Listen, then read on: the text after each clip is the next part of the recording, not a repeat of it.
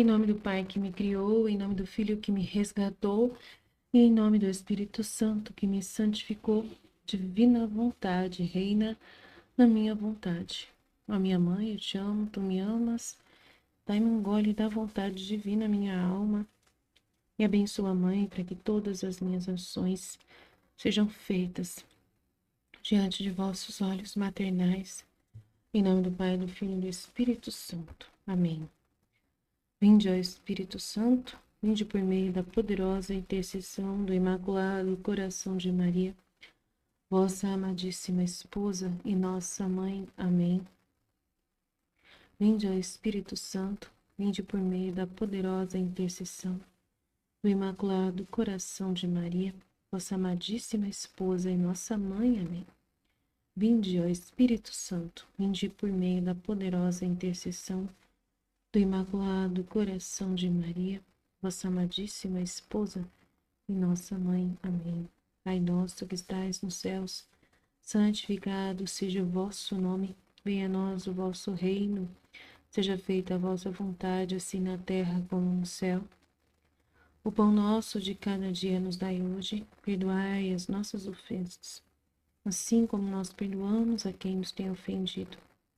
Não nos deixeis cair em tentação, mas livrai-nos do mal. Amém. Ave Maria, cheia de graça, o Senhor é convosco. Bendita sois vós entre as mulheres, bendito é o fruto do vosso ventre, Jesus.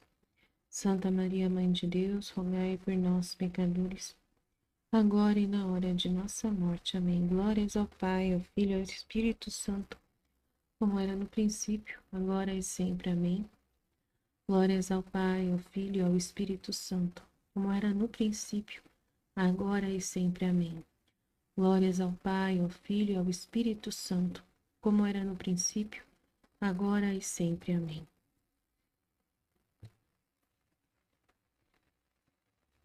Então, sejam todos muito bem-vindos. Vamos continuando nossos estudos. Chegando, então, ao capítulo 18, estudo 16. Luísa contempla novamente Jesus Cristo como na paixão e aceita a condição de vítima. Depois de cerca de 1 ano e meio desta luta, finalmente terminaram as crueldades dos demônios e começou uma vida toda nova. Mas os demônios não deixaram de me incomodar de vez em quando, porém não eram tão frequentes, nem tão feroz a batalha, e eu me acostumei a desprezá-los. A vida nova que começou foi na casa de campo chamada Torre Desperata. Um dia, onde mais do que nunca tinha sido atormentada pelo demônio, tanto que senti perder as forças e desmaiar. Pela tarde, enquanto estava assim, senti vir-me uma coisa mortal e perdi os sentidos. Neste estado de perda dos sentidos, eu vi a Jesus Cristo, rodeado de muitos inimigos, quem lhe golpeava, quem lhe esbofeteava, quem lhe cravava os espinhos na cabeça, quem lhe destroçava as pernas e quem os braços. Depois que o reduziram quase em pedaços, o puseram nos braços da Virgem. Isto acontecia um pouco longe de mim. Depois que a Virgem Santíssima o tomou em seus braços, aproximou-se de mim e chorando me disse: Filha, vê como é tratado meu filho pelos homens. As horríveis ofensas que cometem jamais lhe dão trégua. Olha como ele sofre. Eu tentava vê-lo e avistava-o todo ensanguentado, todo ferido e quase despedaçado, reduzido a um estado mortal. Sentia tais penas que tivesse querido morrer 1000 vezes em vez de ver o meu Jesus sofrer tanto assim. Me envergonhava dos meus pequenos sofrimentos. Eu reclamava deles. A Santíssima Virgem acrescentou, mas sempre chorando: Aproxima-te a beijar as chagas do meu filho. Ele te escolhe como vítima, e se tantos o ofendem, você diferente. Você vai oferecer-te a sofrer o que ele sofre. Lhe darás um alívio em tanto padecer. Não aceitas? Eu me sentia tão aniquilada, tão má, como ainda sou, indigna, que não ousava dizer sim. Minha natureza tremia, me sentia tão fraca pelas penas passadas, que mal me restava um fio de vida. Além disso, não sei como, de longe vi os demônios que tanto perturbavam, faziam muito ruído, e via que tudo que tinha visto e que tinham feito ao Senhor deviam fazê-lo a mim se eu aceitasse ser vítima. Em mim mesmo sentia tais penas, dores e estiramentos de nervos que acreditei que deixaria a vida. Finalmente me aproximei e lhe beijei as chagas. Parecia que ao fazê-lo, aqueles membros tão dilacerados se curavam, e o Senhor, que antes parecia quase morto, começava a reanimar-se à nova vida. Internamente recebi tais luzes sobre as ofensas que se cometem, atrações para aceitar ser vítima, ainda que devesse sofrer 1000 mortes. Porque o Senhor tudo merecia, e que eu não poderia opor-me ao que ele queria. Isto acontecia enquanto estávamos em silêncio, mas aqueles olhares que reciprocamente nos dávamos eram tantos convites, tantas flechas ardentes que me trespassavam o coração. Especialmente a Santíssima Virgem me incitava a aceitar, mas quem pode dizer tudo o que eu passei? Finalmente o Senhor, olhando-me com benignidade, me disse: Tu viste o quanto me ofendem e quantos caminham pelos caminhos da iniquidade, e sem o perceberem precipitam-se no abismo. Venho oferecer-te ante a divina justiça como vítima de reparação pelas ofensas que eles fazem e pela conversão dos pecadores, que a olhos fechados bebem na fonte envenenada do pecado. Um imenso campo se abre diante de ti de sofrimento, sim, mas também de graças. Eu não te deixarei mais, virei em ti a sofrer tudo o que me fazem os homens, fazendo-te participar das minhas penas. Como ajuda e consolo, te dou a minha mãe. E parecia que entregava-me a ela, e ela me aceitava. Eu também ofereci-me toda a ela, a ele e à Virgem, disposta a fazer o que ele queria, e assim terminou a primeira vez, e ela perdeu os sentidos. Depois de recuperar meus sentidos, sentia tais penas, tal aniquilamento de mim mesma, que via-me como um miserável verme que não sabia fazer mais que arrastar-se por terra e dizia ao Senhor: Me ajuda, tua onipotência me aterroriza. Vejo que se tu não me levantas, meu nada se desfaz e vai dispersar-se. Dai-me o sofrimento, mas rogo-te, dai-me a força, porque me sinto morrer. E assim começou um alternar-se de visitas de Nosso Senhor e de tormento por parte dos demônios. Quanto mais me resignava a aceitar, tanto mais aumentavam sua raiva contra mim. As notas. A nota 20 está falando: destas palavras pode-se perceber certa ingenuidade e inocência de Luísa. Provavelmente tinha em torno de 15 anos quando escreveu esta passagem. Será que ela tinha 15 anos mesmo? Não sei. Não. Parece que nunca cresce, né? Todas as notas só ficam. Ela passa 1 ano e meio e eles continuam nas notas falando que é 16 anos, 17 anos, agora é 15 anos. Então, como é volume 1, tá muito confuso realmente.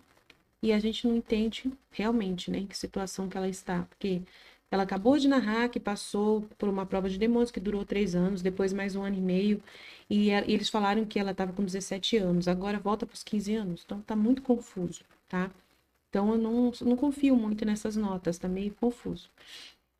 Localizada a 27 quilômetros de Corato, né, a Torre Desperata, né, Desperata, é uma pequena propriedade agrícola típica no ponto mais alto do Planalto de Murge. Então, os pais dela trabalhavam, né, o pai dela trabalhava nesse lugar como funcionário de uma propriedade agrícola e lá eles passavam também um período de tempo quando ele estava na roça, né, ou levava a família. Considera-se que foi a primeira ocasião que Luísa perdia o senso do real. Senso do real. Simplesmente ela desmaiava, na verdade, perdia os sentidos, né? Ela desmaiava, saía do humano ali, saía dos sentidos. Perdia o sentido humano e ia para um sentido, né, interior, que ela ficava, como se saísse a alma do corpo, né? Ela fala que a alma dela é como se saísse do corpo, às vezes não saía, às vezes estava a alma ali, mas não estava mais falando através da boca, dos olhos, não estava presente. Então, parecia que ela estava desmaiada. Então, é isso que é, né? Em favor de uma imersão epifânica. Então, é umas pessoas que fazem as notas, mas às vezes meio confusas, né? Em um caderno intitulado Peripécias de uma Alma que Busca a Perfeição, falando em terceira pessoa, diz que havia abraçado o estado de vítima aos 16 anos. Então, eu não sei que livro que é esse, se tem esse caderno, Peripécias de uma Alma que Busca a Perfeição, se é da Luísa esse caderno, que ela diz que abraçou o estado de vítima aos 16 anos. Não sei. A gente vai ter que dar uma pesquisada aí no livro, né, no livro da... é Autobiografia de Luísa, tá? Eu vou dar um jeito de ler esse livro da Autobiografia de Luísa e guardar essas informações e trazer pra gente aqui. Pra gente não ter dúvida nenhuma sobre essas informações, tá? Vamos lá, vamos ler aqui o trecho e vamos meditar. Hoje eu vou falar um pouquinho mais para vocês sobre o que é, né, essa imersão, assim, né, porque a Luísa vai ser vítima, mas nós não somos vítimas, né, e o que Deus espera de nós, né, e o que espera da Luísa. Então, a Luísa, claramente, ela vai ser vítima. Para a Luísa, a necessidade dela ser sofredora, vítima, é que Jesus ele vai viver a vida nela, toda dele nela. Nós não vamos ser diferentes totalmente, né? A vida na divina vontade é a vida de Jesus em nós, na nossa vida. E os acontecimentos que nos acontecem, tudo que nos acontece é uma direção de Deus, né? O que é bom ou não tão bom, é uma direção que Deus envia. Nós não temos esses estados extraordinários de perder os sentidos e ver Jesus, ter visões e a gente apanhar dos demônios, então a gente não tem essa realidade que a Luísa tem. Ela já passou para a gente não ter que passar. Mas a Luísa, ela é uma alma especial, escolhida por Deus para uma missão específica, mas ela traz para a gente uma santidade que é um chamado para todos.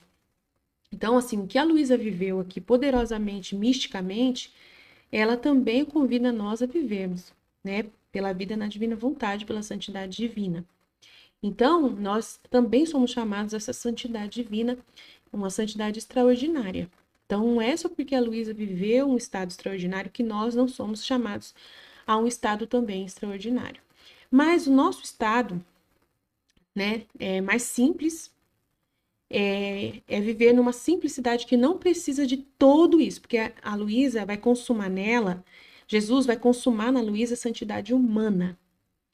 E a santidade humana é totalmente diferente da santidade divina, né? A santidade humana precisa de diretor espiritual, precisa de obedecer um sacerdote, né? E a Luísa vai obedecer sacerdote, mas ao mesmo tempo vai obedecer Jesus mais que o sacerdote. Jesus vai ter que fazer, tem horas que ela obedece sacerdote, tem hora que ela obedece a Jesus, tem hora que Jesus manda o sacerdote obedecer ele. Às vezes impõe as circunstâncias que o sacerdote tem que, né, tem que obedecer mais Jesus do que, né, do que tudo. E aí a Luísa que informa para o sacerdote o que Jesus quer.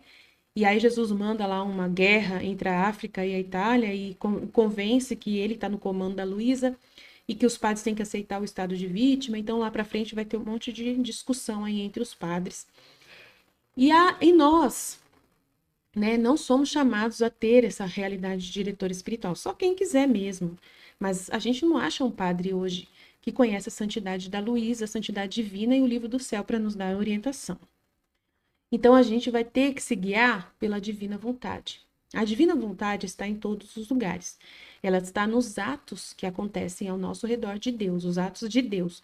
Quais são os atos de Deus que nos acontecem? As coisas que nos acontecem.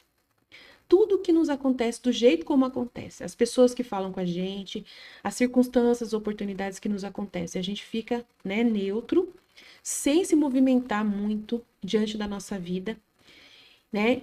Aí a gente observa o que acontece e aí as coisas acontecem e a gente vai correspondendo àquilo que acontece. Né? Até falei lá na live sobre uma das irmãs, né, que ela falou assim, que aconteceu uma coisa com ela e ela não sabia o que fazer. Mas o que aconteceu foi vontade divina. Que aí a mulher pediu a casa para ela, onde ela tá morando. Já, né, ela mora de aluguel e a mulher, dona da casa, pediu a casa e ela não sabia para onde ir.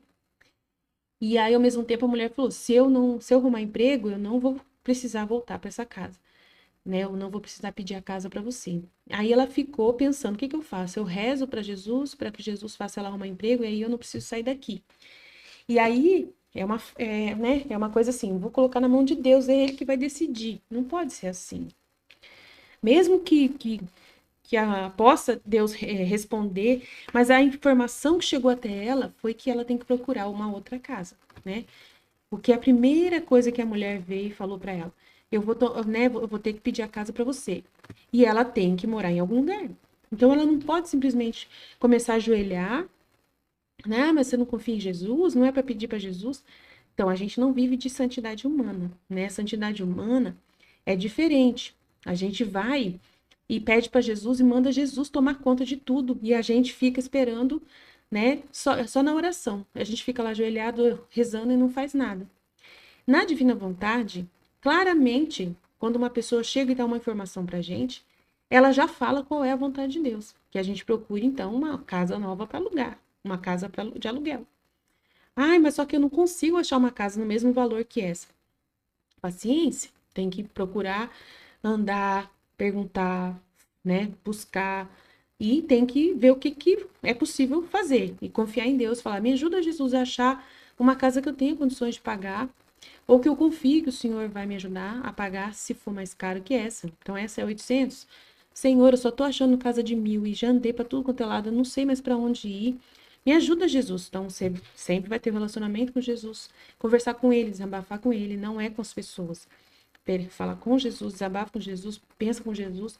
Com as pessoas, você vai pedir ajuda. Claro que você vai conversar com as pessoas, com a vizinha, com o padre, com os amigos da igreja, o movimento do grupo lá que você participa. Gente, vocês estão sabendo aonde tem uma casa para alugar de valor tal? Eu estou precisando achar uma casa.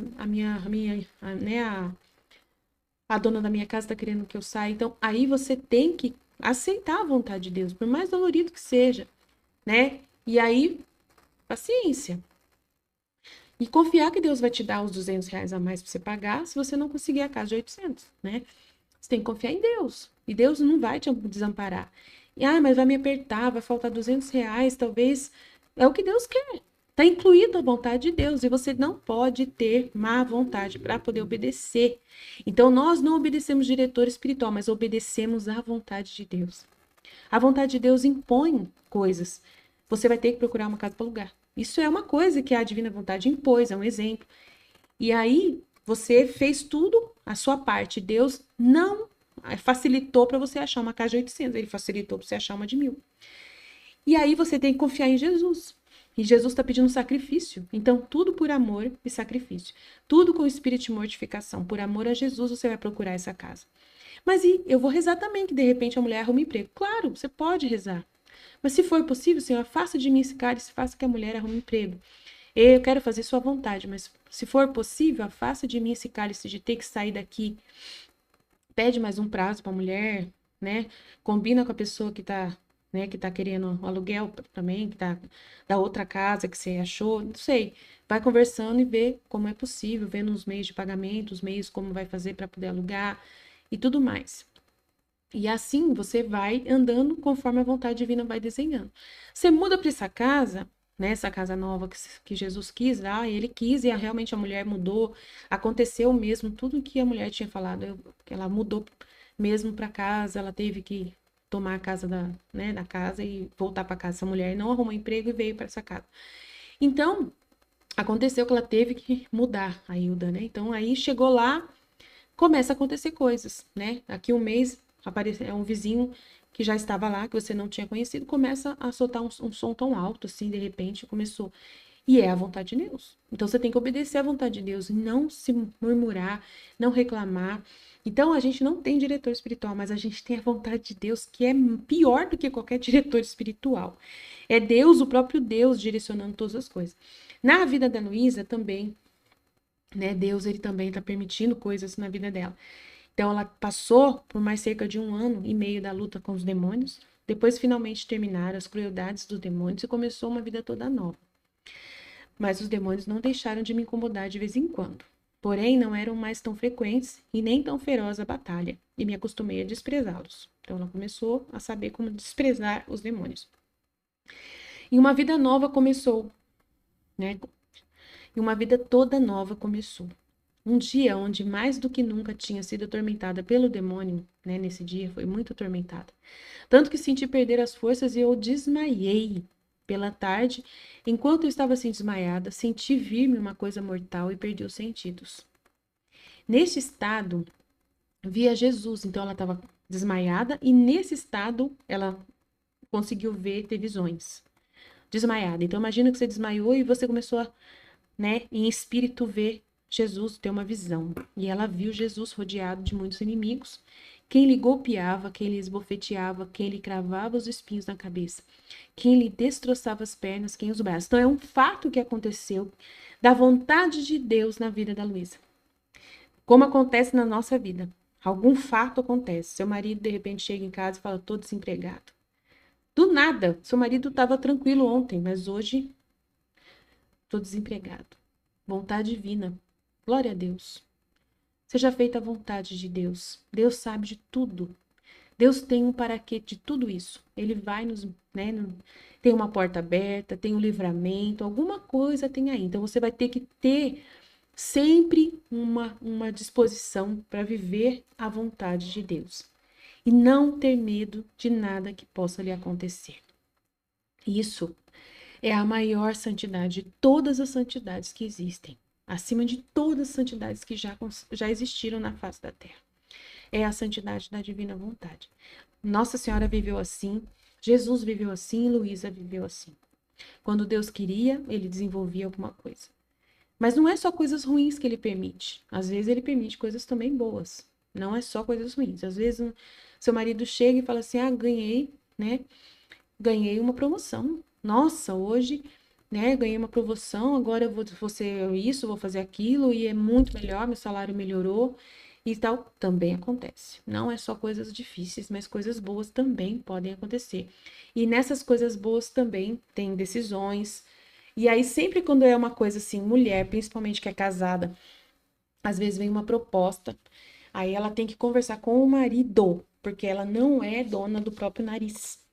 Ela tem também que obedecer o marido. Ela é auxiliar, né? Então, Deus coloca a mulher sempre no estado de auxiliar do esposo. Então, ela não é simplesmente decide, ah, tá bom, aconteceu, a divina vontade mandou e eu. Então, a divina vontade, ela não passa por cima da autoridade que foi dada, né, ao marido ou ao padre, dependendo, né, de qual posição. Então, tem várias pessoas na nossa vida, chefe do emprego, gerente, encarregado no serviço, coisas podem acontecer, a divina vontade pode trazer alguma circunstância, não quer dizer que é ela que manda totalmente. Às vezes, né, tem uma circunstância que é para dizer não, e não é para dizer sim. Então, não é todas as coisas que te acontecem que a divina vontade quer que você diga sim. Tem coisas que você vai falar não. Ai, meu Deus do céu. E agora como que vai ser para a gente descobrir o que dizer não e o que dizer sim? Então, a gente tem circunstâncias que a gente percebe, né? Mesmo que sejam boas, a gente tem que perguntar para o esposo. Então, faz de quando você trabalha numa empresa e aí você é chamada a ser gerente. Aí você tem marido e você tem que falar para ele, né? Perguntar para ele o que ele acha. E você vai falar para ele, olha, eu fui chamada para ser gerente e eu vou comandar, né, um local lá e eu vou ter que trabalhar muito, vou ter que dedicar mais. Eu vou ganhar mais, mas só que vai ser também mais, né, e tal, tal, tal. E aí, o que que você acha? Devo aceitar ou não essa proposta do meu chefe? Se o marido tiver algum problema muito sério, assim, claro que ele fala, não, não podemos aceitar, né? Porque a gente planejou que a gente vai fazer isso, vai fazer aquilo e vai atrapalhar muito você ficar tão, né, assim, com essa responsabilidade tão grande. Então, não dá. Ou então ele fala, glória a Deus, que bom. Nossa, esse dinheiro vai vir numa hora boa, essa promoção, esse valor. E eu vou te apoiar, claro. Então aí precisa, né, sempre que o marido dê a cartada final. Ele tem a última palavra. E a esposa obedece àquela proposta que foi trazida, se o marido aprovar. Então a divina vontade caminha junto com a vontade humana também da ordem dentro da disposição que Deus colocou as coisas. Então, não quer dizer que está acontecendo uma coisa e é para você dizer sim para tudo e tranquilo e vai que vai. Não é assim. Tudo que nos acontece é vontade divina. E aí a decisão que nós vamos fazer vai ser também uma resposta, uma correspondência a essa vontade, né? E aí o que Deus deseja é sempre a ordem da forma correta. Como discernir a forma correta? Então ele coloca os meios para que você possa estar, né, sendo orientada. A Luísa também tinha circunstâncias em que ela tinha que consultar o sacerdote, né? Ela poderia muito bem fazer aquilo que Jesus estava propondo, mas aí o sacerdote, né? Aí chegava momentos ali que ela sofria mais do que o normal e ela poderia morrer, né? Poderia não aguentar e ficar totalmente ali até, né? Aí o sacerdote tinha o poder de mitigar, de diminuir as dores da Luísa ou de parar, né, aquele ato que estava acontecendo de sofrimento na Luísa. Então ele tinha a capacidade de parar. Então Deus colocou um poder muito grande em cima dos sacerdotes, para que ela obedecesse o sacerdote. Se ele dava a obediência a ela de sofrer ou não. Então tinha várias circunstâncias que a gente vai perceber. Então, enquanto a gente vê essa realidade dos sacerdotes, a gente vê que tem uma ordem que Deus, ele conhece a criatura humana e sabe que a criatura humana está dentro de um regime de vida, né? De vida aqui na Terra. E ele respeita, né? Aonde ele colocou a criatura, o ofício aonde ela está. Ele respeita que ela participa de um grupo de oração. Ele respeita que ela participe de uma pastoral na igreja. Deus respeita onde você já está atuante. Respeita que você é mãe, que você tem responsabilidade como mãe. Deus respeita que você é esposa, que você tem responsabilidade como esposa. Então, a divina vontade não é só Deus mandar e você aceitar tudo. Não, a divina vontade, ela vem com uma proposta, mas dentro de um ambiente de ordem. Ela respeita a ordem. E aí se torna a vontade de Deus aquilo que a obediência mandou você fazer. Deus vai ficar feliz por você ter obedecido o padre, o marido, e tudo ficar ordenado. E essa vai ser a vontade divina querida e ordenada. E você não vai fazer, né, na sua vontade humana. Porque às vezes a sua vontade humana é obedecer tudo que acontece, que Jesus possa usar de você e abusar do jeito que ele quiser. Mas só que você não pode. Jesus sabe que você tem filho, que você tem um trabalho, que você tem que se sustentar. Então, não, ele não vai passar por cima da sua vida natural. Então, é muito importante entender que a vontade divina, ela respeita a ordem natural da sua vida. E o que tem na sua vida também é vontade divina. Ela não vai ultrapassar essa ordem, esse limite. Né? Então, assim, aí você fala, mas é estranho, Aline, você falar que tudo que nos acontece é vontade divina, mas na hora que acontecer, a gente tem que perguntar se pode ou não para o marido, ou para o filho, ou para quem, até para o filho, às vezes, uma pessoa que não tem esposo, mas tem um filho. Tem que perguntar para o filho, o homem. Ele se torna um chefe do lar, né, um filho. Mas eu sou mais velha que meu filho, eu sei mais da vida que ele. Mesmo assim, ele é parte da sua vida. E você tem que pedir opinião para ele, explicar o que está acontecendo. Mas não precisa falar, foi Deus, a divina vontade, blá, blá, blá. Não, é o que aconteceu. Ah, chegou uma proposta do meu chefe para mim ser gerente. Filho, o que você acha? O seu filho é importante a opinião dele. É muito importante se respeitar. Ah, eu tenho mãe, tenho pai. Claro, então o seu pai e sua mãe quer mais que você trabalhe mesmo, né? Que você ganhe bem, que você ajude na casa. Mas mesmo assim, pergunta pro seu pai e pra sua mãe. Normalmente, pai e mãe vai concordar e vai achar interessante. Mas isso aqui também, se de repente tem alguma situação, né? Uma vez a menina, ela tinha que arrumar emprego, estava na idade de arrumar emprego, né? 20 anos. E aí ela tinha uma avó que estava doente e chegou uma proposta de emprego assim na mão dela. E ela achou que o que era certo era agradar a família e não ir no emprego. E aí eu peguei e falei para ela que estava errado, né? Que ela tinha que arrumar, que a proposta da Divina Vontade para a idade dela de 20 anos é o emprego, que ela tem idade para trabalhar. A ordem é que uma moça de 20 anos vá trabalhar para poder conquistar, né? E não querer cuidar da avó.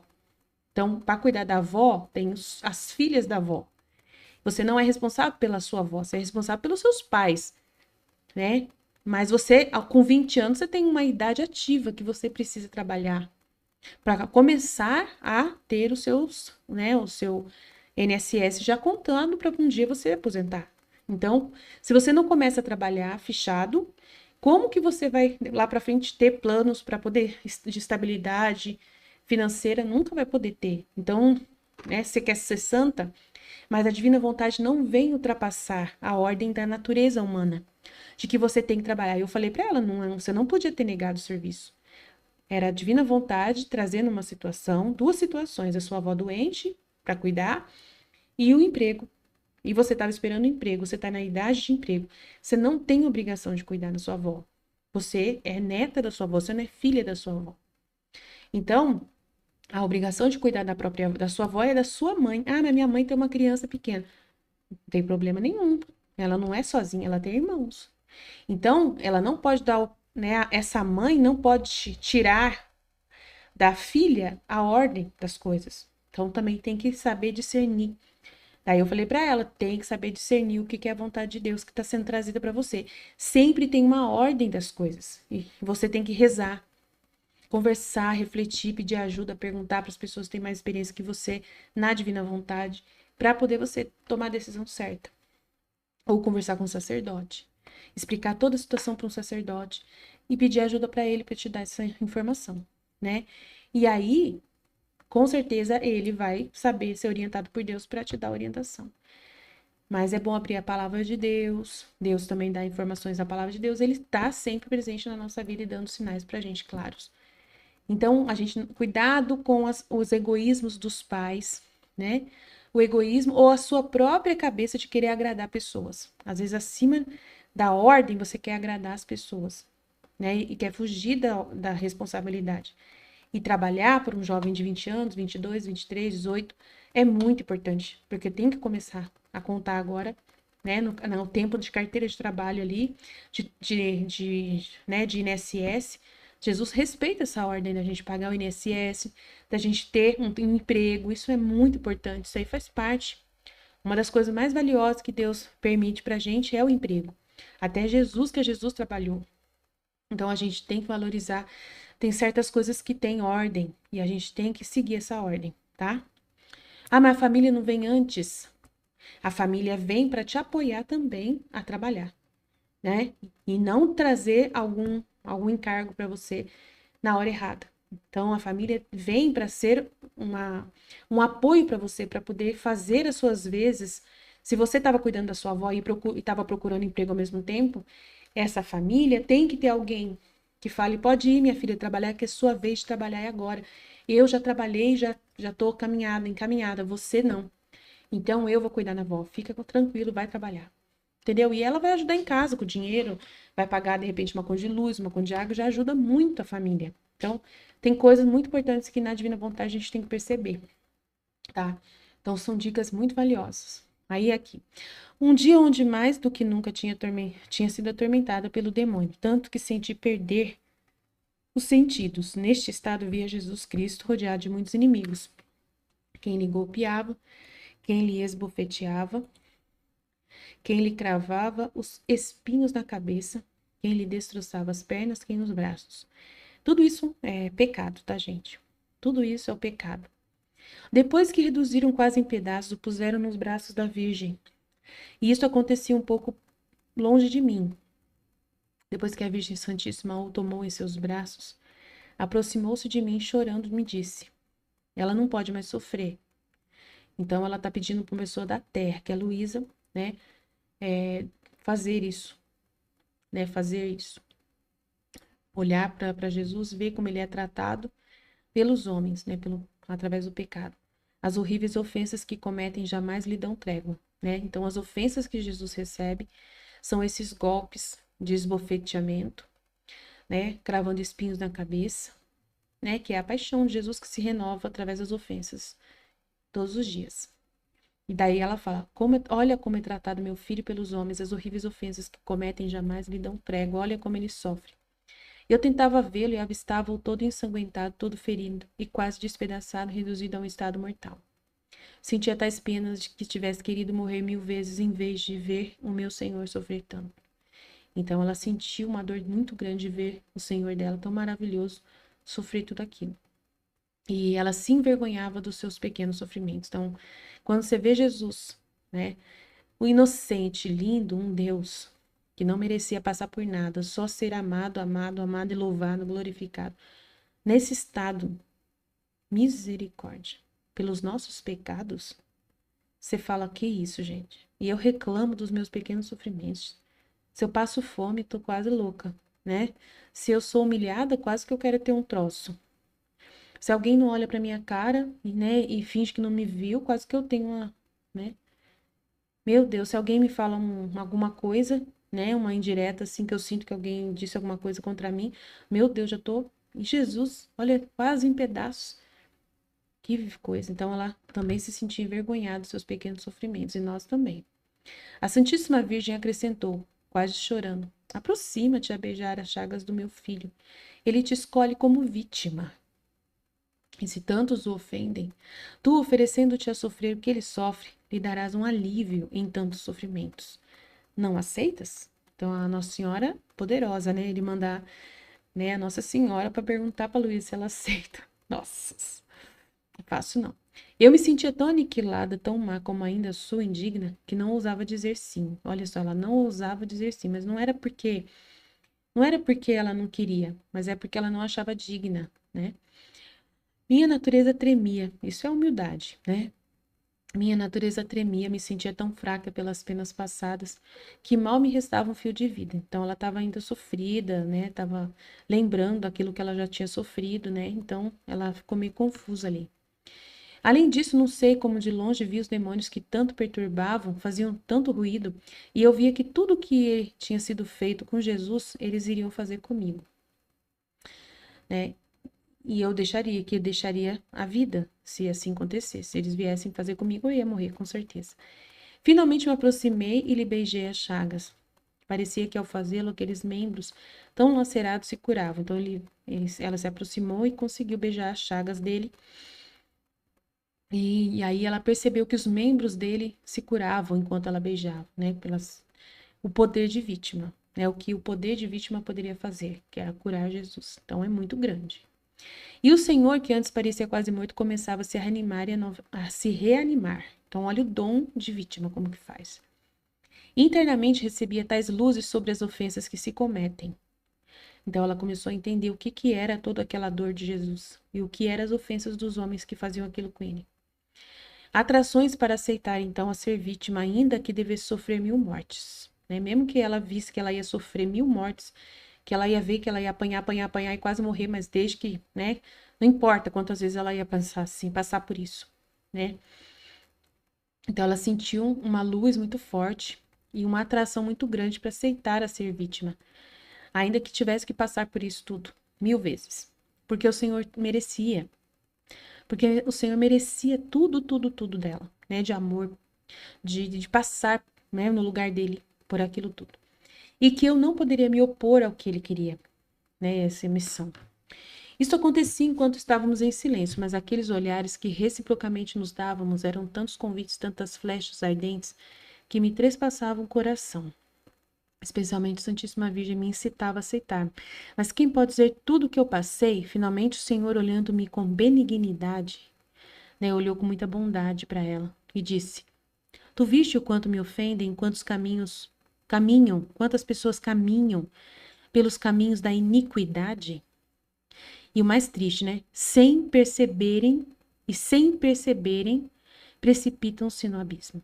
Então, hoje em dia, as pessoas, elas estão ofendendo, né, a Jesus, seguindo pelo caminho errado, né? Por exemplo, a gente viu um vídeo hoje que eu coloquei, né, no grupo, né, e que o rapaz falando, né, que as crianças, as pessoas são tratadas como animais, né, para ser domesticadas como animais através de recompensas, estrelinhas, né? De recompensa. Você faz o certo, você faz as coisas que eu quero e eu te dou uma estrelinha. Isso é animal, gente. Isso aí é ser, né? É quando você tem um animal, um cachorro, qualquer animal, e você quer domesticar aquele cachorro, né? Ó, se você fizer tal coisa, ensinando o cachorro, pega aqui. Daí o cachorro faz, corre, vai pegar. E aí o cachorro pegou, trouxe pro dono e o dono deu um docinho para ele. Isso é animal, gente, é tratar pessoas como animais. E aí as pessoas começam a se acostumar a ser assim, e isso ofende muito a Deus. O ser humano foi criado para poder viver pela recompensa, pelo prazer, né? Fazer as coisas através do prazer. Ah, eu vou ganhar alguma coisa, então eu vou fazer. O ser humano não foi criado para poder ser movido dessa forma, ser tratado como animal e se deixar ser tratado assim. Então, e não percebe. As crianças hoje estão sendo educadas nas escolas desse jeito, até nas igrejas estão tratando as pessoas assim com muito carinho, com um reforço positivo, né, que é um negócio positivo, e nunca chamar atenção, nunca corrigir as pessoas, nunca cobrar as pessoas, sempre você elogiar as pessoas quando elas fizerem uma coisa boa, só isso que você faz. Sempre elogiar, elogiar, elogiar. Isso transforma as pessoas em animais. E elas estão ofendendo a Deus com esse comportamento. E elas ficam acostumadas ao prazer. E aí, quando alguém vem falar grosso com elas, elas choram. Elas não aceitam, elas ficam bravas, elas ficam com raiva, elas não gostam, né? E aí, só Deus na causa. Esse tipo de pessoa tá precipitando-se no abismo sem perceber. Mas foi a estrutura do mundo que está criando esse método. E aí essas pessoas são tão animais, crescem assim desde a escola, e aí quando estão mais velhas, o que eles fazem com os animais? Eles castram. E aí eles metem lá anticoncepcionais, aborto, pílula do dia seguinte, porque essas pessoas, tudo elas é elogio e prazer e recompensa. Então elas mesmas já estão acostumadas a se darem recompensa. Então elas vão fazer sexo antes de casar. No primeira oportunidade que tiver vontade de fazer sexo, tem um parceiro, vai lá e faz, sem pensar duas vezes. Aí, como são animais, então vamos tratar os animais como eles precisam ser tratados, com castração. Então vamos liberar o aborto, vamos liberar a pílula do dia seguinte, vamos liberar os anticoncepcionais, vamos liberar a camisinha, vamos liberar, porque são animais. A gente educou eles desde pequenininhos lá na escola como animais. Tudo dando recompensa aí vivendo pela dopamina, vivendo pelo senso de recompensa, pelo senso de prazer, de ser elogiado, de nunca ninguém chamar a sua atenção. Aí o que vira isso aí? E essas pessoas estão ofendendo a Deus, estão caminhando no caminho da iniquidade. E sem perceberem, porque desde criança estão sendo educados por um sistema, estão indo para o inferno, precipitando no abismo. E Jesus, né, recebe todas essas chagas, todos esses espinhos, esses pensamentos das pessoas que não aceitam né, passar por nenhuma situação constrangedora. Ninguém pode falar um A para elas. Se você falar para a pessoa, você está errado, você não deveria ter feito isso. Nossa, quase morre. Até na igreja, o padre não tem liberdade de falar e às vezes até o padre proíbe a gente de falar. Porque às vezes é ele que, às vezes, né, impõe para a gente chamar todo mundo né, de bonitinho, de lindo e nunca ter uma discussão, nunca ter. E as pessoas lá na igreja também são tratadas como animais. Então é muito triste o que está acontecendo hoje no mundo. Então Jesus está falando desse tipo de coisa. Venho oferecer-te ante a divina justiça como vítima de reparação pelas ofensas que se fazem pela conversão desses pecadores, que a olhos fechados, sem perceberem, não estão percebendo o que está acontecendo, bebem na fonte envenenada do pecado, que é o prazer, né? Não por sofrer, e sim por prazer, né? Não por sofrer, e sim por prazer. Então, sofrer nem pensar. Ninguém quer passar por nada de sofrimento, nenhuma correção, nenhuma. Ninguém pode falar nada. Eu fui catequista, gente. Eu não consegui ser catequista. Porque eu era firme, eu falava o que era errado. Para as crianças, isso é errado. As crianças não gostaram. Os pais das crianças também não gostaram do jeito que eu falei e vieram escondido falar com a outra catequista. E falaram que iam tirar a criança da sala, porque só se eu saísse que a criança ia continuar indo. E eu nem fiquei sabendo. Aí depois de um dia acabou a mulher desabafando, falando, me tratando mal num dia lá, e ela acabou desabafando que tinha uns 3 pais que não gostavam do meu jeito e que não queriam que se eu continuasse como catequista das crianças deles, eles vão tirar os meninos da catequese. E aí eu falei, tá bom, então eu saio, para eles não saírem da catequese, né? Fazer o quê? A gente sempre tem que dar a outra face. E eu saí tranquilamente, nunca mais voltei a ser catequista na minha paróquia, por causa que eu não, né, vi que não tem estrutura lá. E eu não vou mudar, eu não vou, né, desobedecer à vontade de Deus e para ir passar a mão na cabeça de criança e falar que a criança é linda, maravilhosa, se está fazendo as coisas erradas e dando opiniões erradas contra a doutrina da igreja. Não tem condições. E as crianças eram totalmente a favor, né, de homossexualismo, a favor, né, de aborto, a favor de tudo quanto é coisa ruim. Eu não posso aceitar isso, né? Então, eu preferi largar. E tô trabalhando em outras coisas que eu deixei, né, o caminho. Então, assim, aconteceu essa situação na Divina Vontade. Foi para mim dizer não para catequese, né? Então, claramente as pessoas estavam falando ou ela ou nós. Então, para não, né, perder essas crianças. Nossa, mas elas não vão ser boas crianças comungando. Isso é com Deus, eu não sou salvadora das crianças.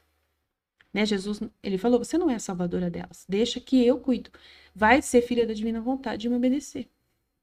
Né? E você tem que andar na linha, você tem que fazer as coisas certas. Se você ficar, né, passar a mão na cabeça das crianças, eu vou mudar o meu jeito, então, vou ser boazinha a partir de hoje. Você não vai estar na ordem. Então, né, você vai me ofender.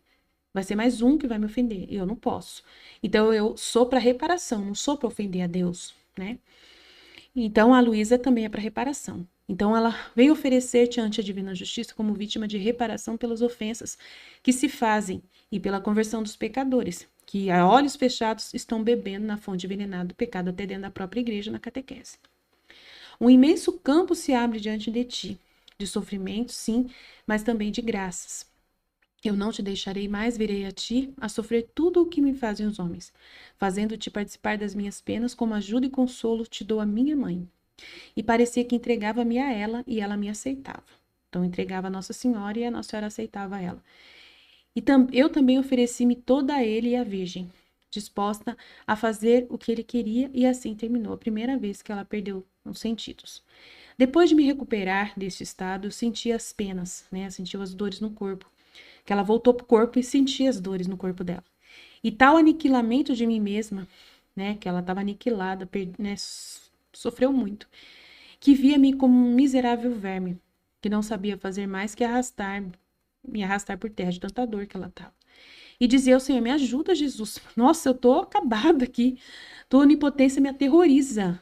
Vejo que se tu não me levantas desse estado, né, que eu tô acabada aqui, meu nada se desfaz e vai dispersar-se. Dai-me o sofrimento, mas rogo-te, dai-me a força para suportar, pois me sinto morrer. E assim começou um alternar-se de visitas de Nosso Senhor e de tormentos por parte dos demônios. Quanto mais me resignava, tanto mais aumentavam sua raiva.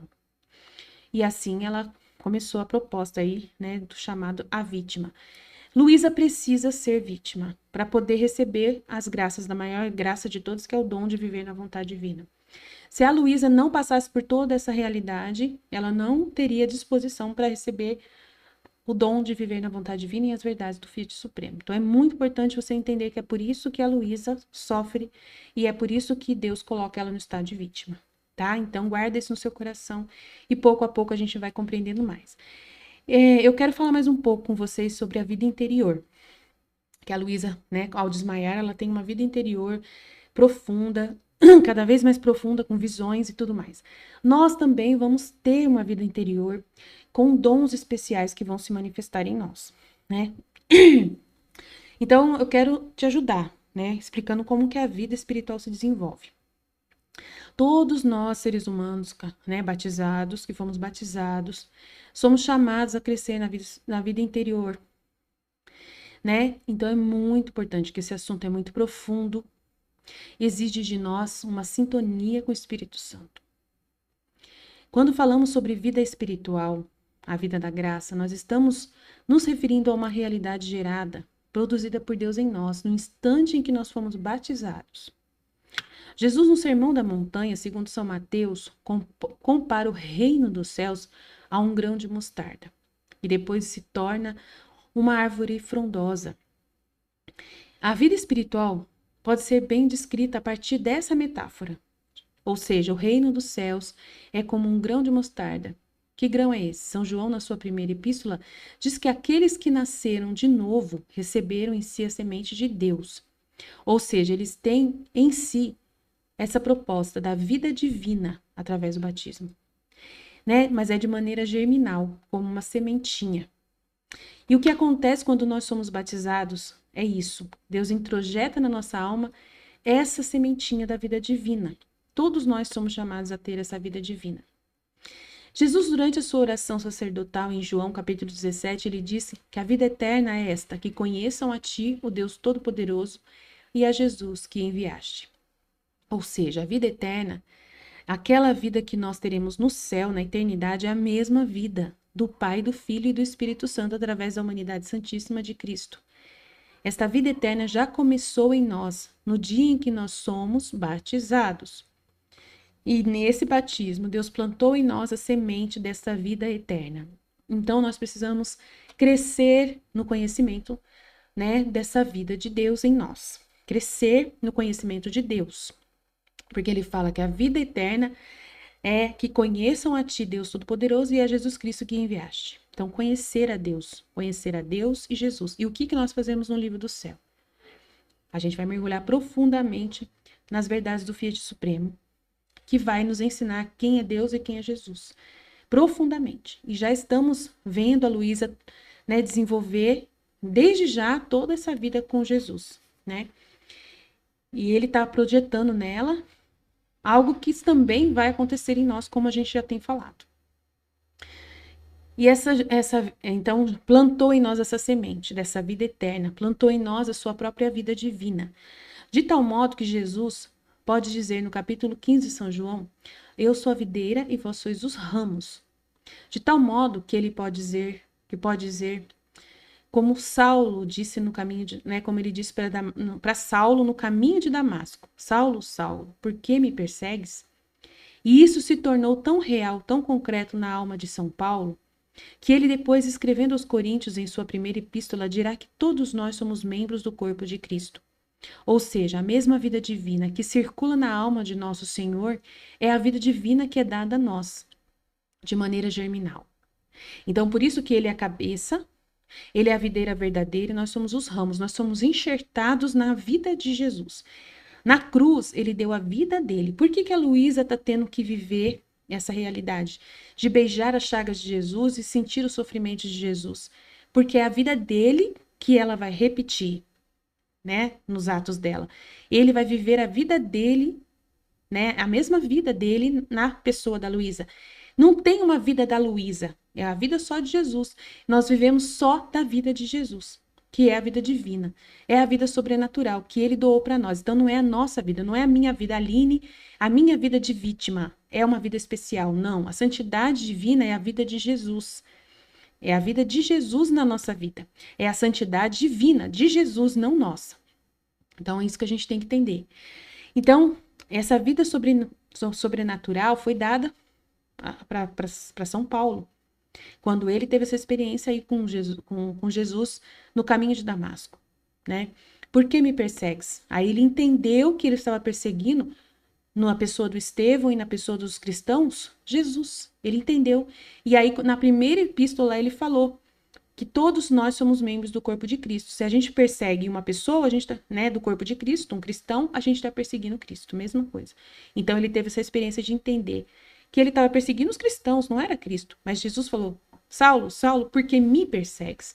E daí o Saulo entendeu, depois de uma meditação profunda, né, o que realmente é essa vida divina nas almas cristãs, né, nos cristãos.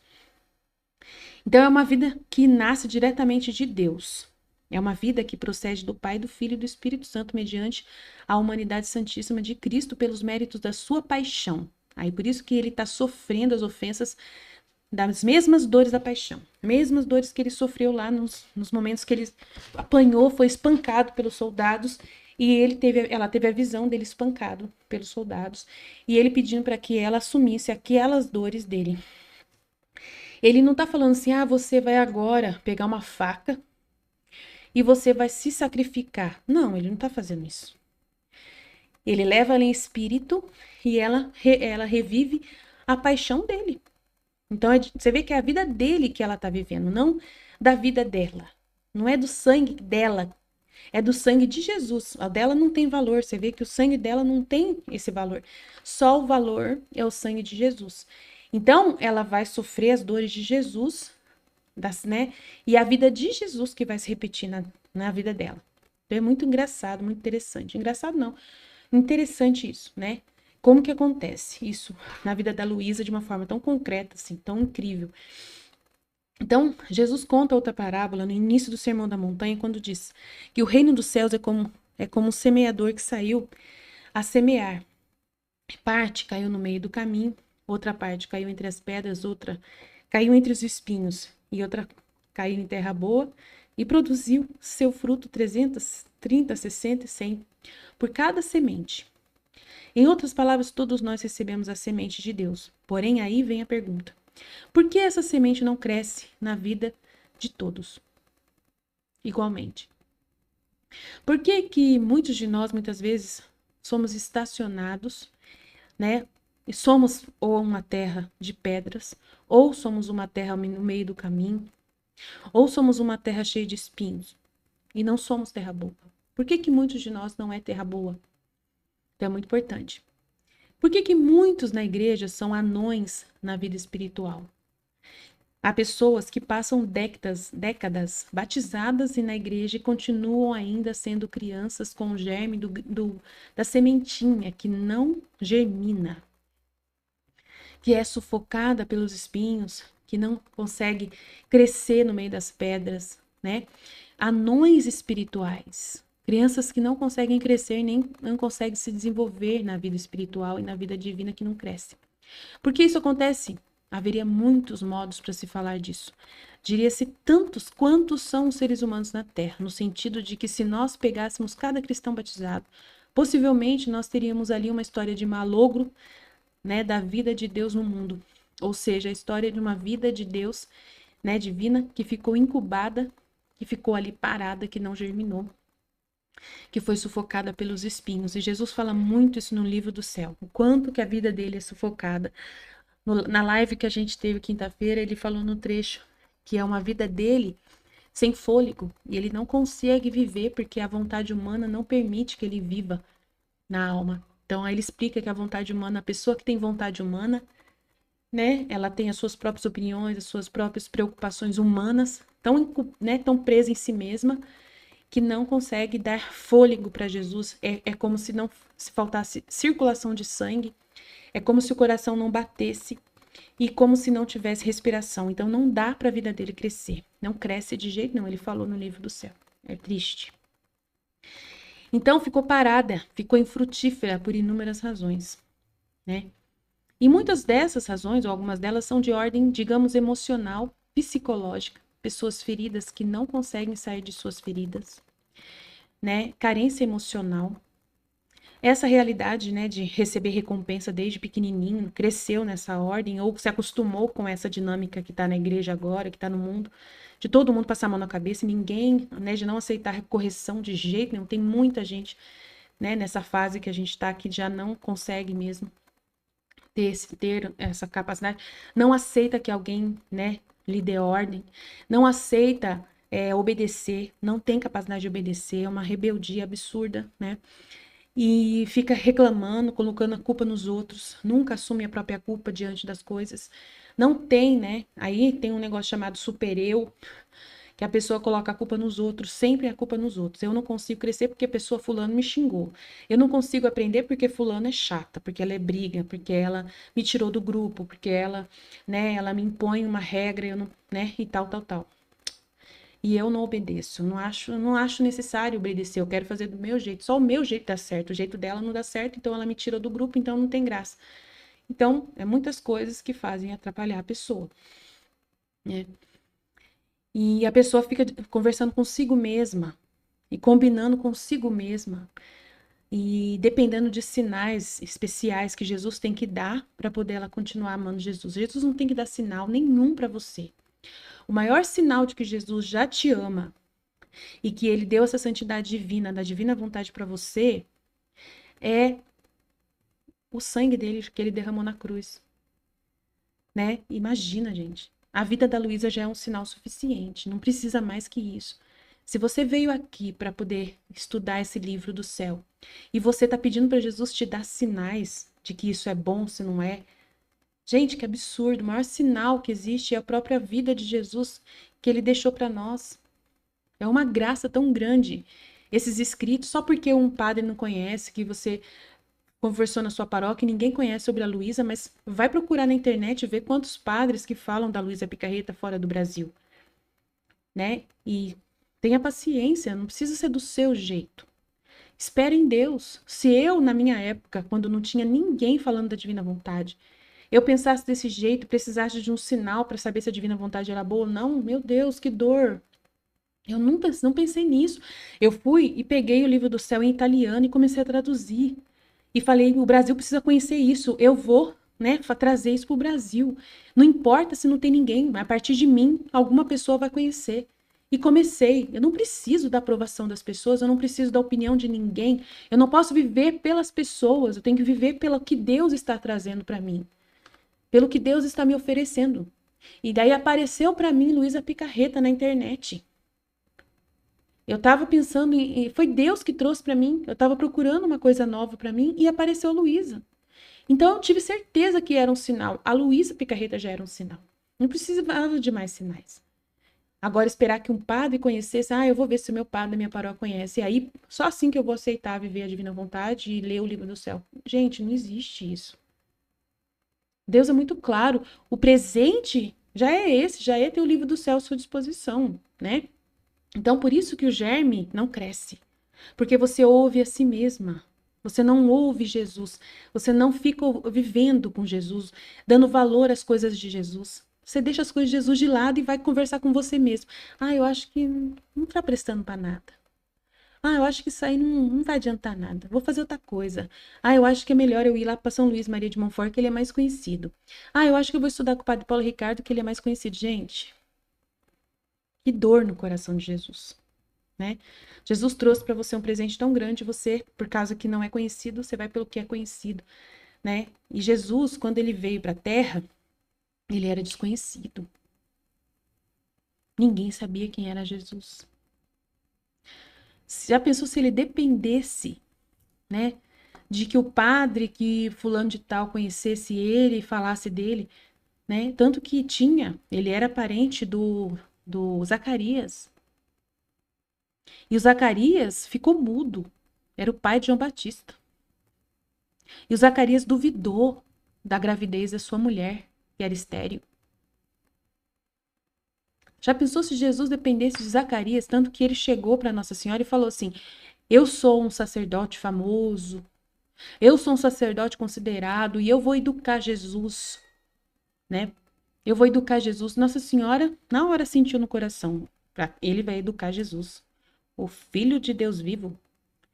É Jesus que tem que educar ele, não ele educar Jesus. Que soberba! Nossa Senhora falou: que soberba! Pensou isso. Que absurdo, ela pensou isso. Mas como ela respeitava o sacerdote, ela não falou nada. Mas o próprio Deus, né, permitiu que acontecesse um desencontro, que Herodes ele veio perseguir, né, as crianças, não por causa do Zacarias, mas é um outro motivo maior, né, para ter os santos inocentes daquela época, por outros motivos muito grandiosos de Deus, né? E aí aconteceu, Jesus teve que fugir para o Egito, e aí já era Zacarias. Quando Jesus voltou do Egito, Zacarias acho que nem vivia mais, né? Jesus teve que voltar direto para Nazaré, e ficou crescendo lá em Nazaré com a Nossa Senhora, e Nossa Senhora nunca mais procurou. Deus não pediu para ela procurar o Zacarias para dar aula para Jesus, né? Ela mesma que era mestra de Jesus, mas era mais Jesus que era mestre dela do que ela de Jesus, né? Então, mas ela que educou Jesus e os sobrinhos dela, né? Então é muito grande o mistério que a gente vai aprendendo com os livros que a gente está estudando, né? Então você vê como que os homens são soberbos e você quer essa soberba, você não quer viver com a graça divina, pura e simples que Jesus envia para você, né? Tem que ter alguém famoso, alguém que seja interessante, que conheça, para você poder seguir, senão você não segue a divina vontade. Que dor. Meu Deus, Jesus está falando nada de errado, ele está falando aqui no livro do céu coisas valiosas, que batem com a doutrina católica, que batem com os escritos das Sagradas Escrituras. Então, eu quero que você entenda isso, né? E que você queira realmente desenvolver essa vida com Jesus. Digamos, então, muitas razões, né, de ordem emocional, psicológica, pessoas feridas que não conseguem sair de suas feridas, né, que impede de crescer na vida espiritual. E a formação espiritual precisa haver uma atenção especial sobre essa restauração da nossa personalidade, né, principalmente a restauração, né, de entender que nós devemos desfazer da nossa personalidade. Desfazer do nosso eu, né, que é o que mais Jesus vem pedir para Luísa.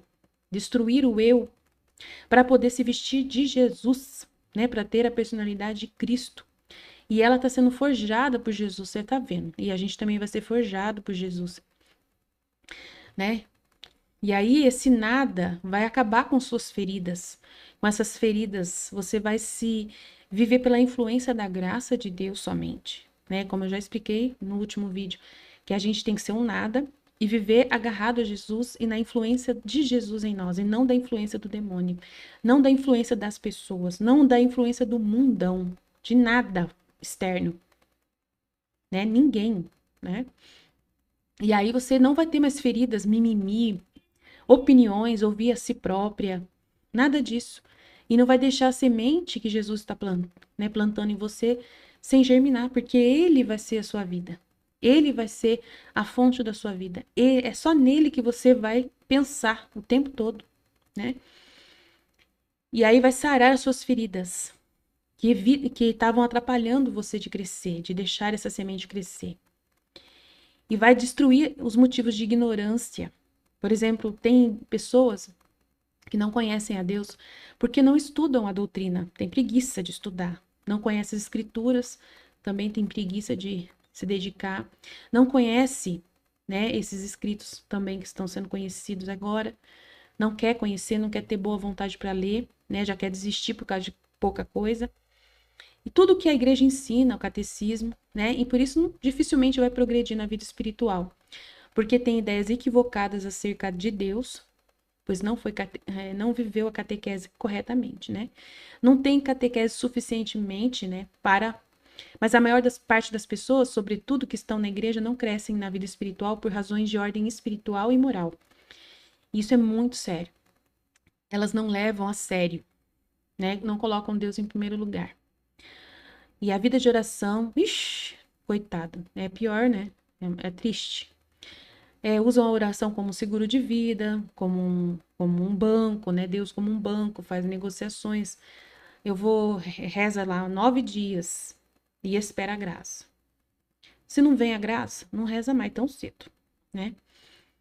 E se vem a graça, aí só vai rezar para ter outra graça. Então, sempre é uma negociação contínua e nunca crescem. Nunca cresce, porque elas estão focadas nos seus objetivos e nunca no objetivo de Deus. Deus, essa vida divina, não é interesse dela, ela nem está nem preocupada com isso, né? Então é muito triste, porque muitos de nós, né, muitas dessas pessoas, nós também, né, não nos damos conta dessa vida, desse diálogo que Deus tem que ter conosco e nós com Ele, né?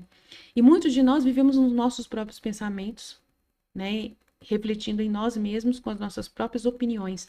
Rezamos para o nosso Deus pessoal, eu, né, o meu eu.